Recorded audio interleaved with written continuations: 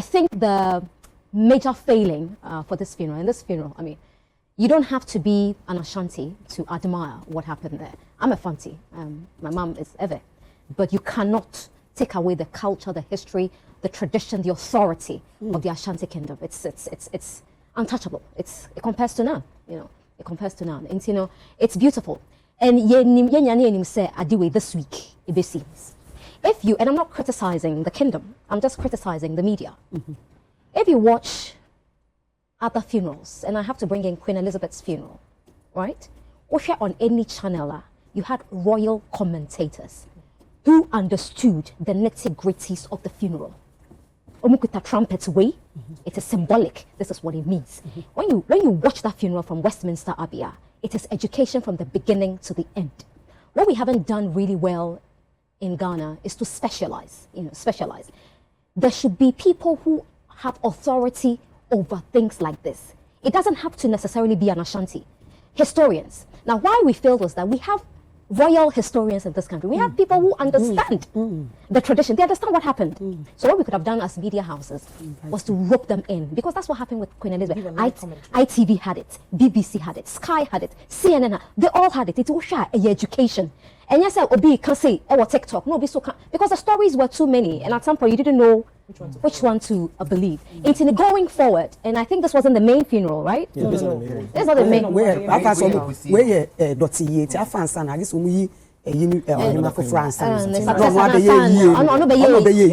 see, I didn't even know this. No, we have time to plan it properly. Coverage now. We're seeing multiple cameras. There's a cameraman will be across the way because I'm watching TV. You should have watched UTV. Because it was like, seamless. Hey, exactly. Media house, because yeah, it was live too. When you recorded, it was live. There was an experienced person like Nana Aba Anamoah. Okay. Then that is excellent. Yeah. That is excellent. So going forward, the other media houses should watch and learn. It's very important. Now to go back to the point Lexi made, very important points, because we are not telling our stories.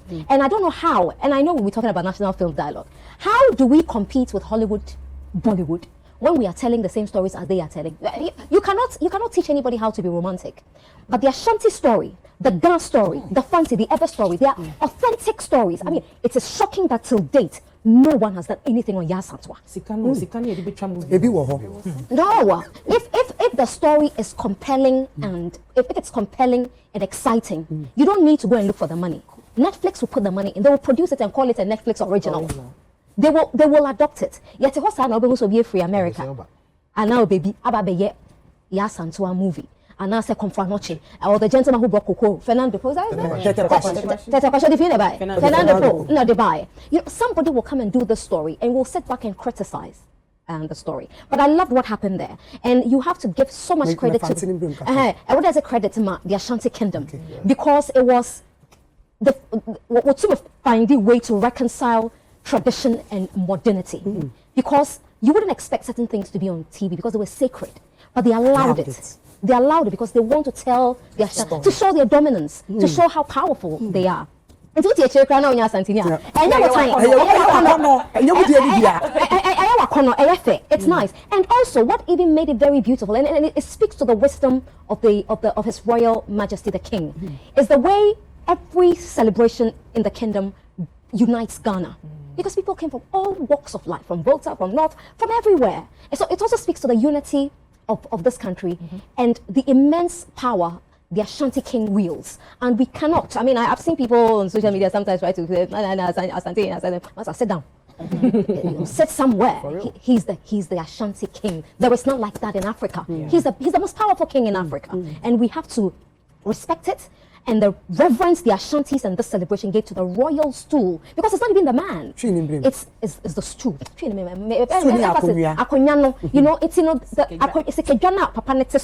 It's powerful, and we need to give reverence to the man on the stool, and I think that's what panned out perfectly well. Thank you. You're welcome.